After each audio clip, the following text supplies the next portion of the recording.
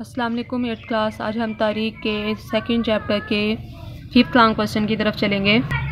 Second chapter है sir Syed Ahmad खां और तहरीक Aligarh. 5th long question है मुसलमानों की जदीद तालीम के हवाले से सर सैयद की खिदमत का अहाता करें। पेज नंबर 16 पर इसका आंसर है। पेज नंबर 16 पे यहाँ से 5th लॉन्ग क्वेश्चन शुरू हो रहा है और सर सैयद अहमद खां का ख्याल था और इधर से इसके एंड तक कॉलेज को यूनिवर्सिटी का दर्जा दे दिया गया। यहाँ तक 5th लॉन्ग क्वेश्चन का आंसर है। मुसलमानों को जदीद तालीम मतलब नई तालीम जो आने वाली है की तरफ रागिब करने के लिए सर सैयद की खिदमत मतलब उसकी तरफ मतवज्जा करने के लिए रागिब का मतलब है मतवज्जा करना। उनकी क्या क्या खिदमत हैं।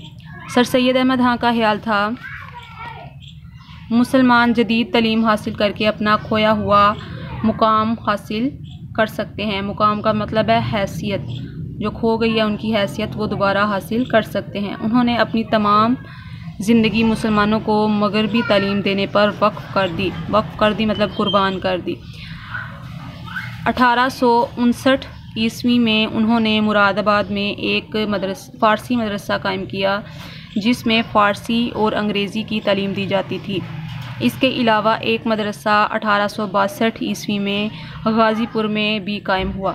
सर सैयद ने 1863 ईस्वी में एक साइंटिफिक सोसाइटी भी कायम की।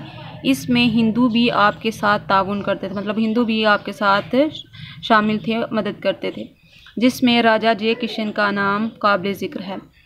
साइंटिफिक सोसाइटी के तहत आपने अंग्रेज़ी ज़ुबान में लिखी गई बाज़ किताबों का उर्दू तर्जमा छपवाया।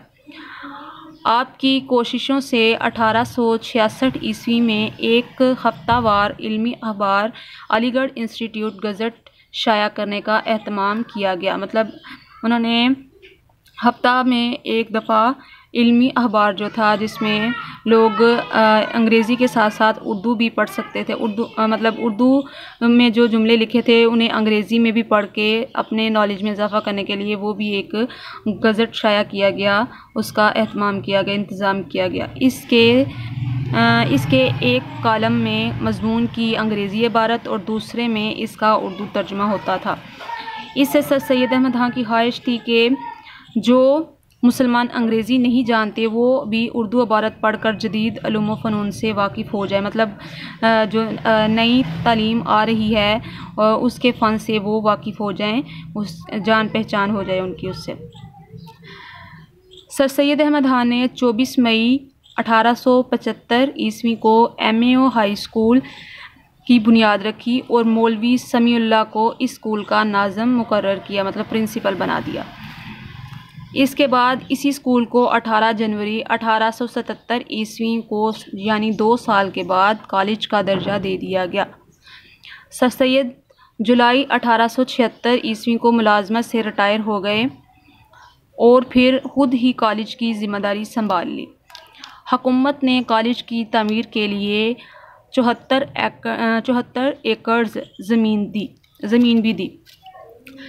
ये कॉलेज मुसलमानों में बहुत मकबूल हुआ मतलब बहुत ज़्यादा मशहूर हो गया।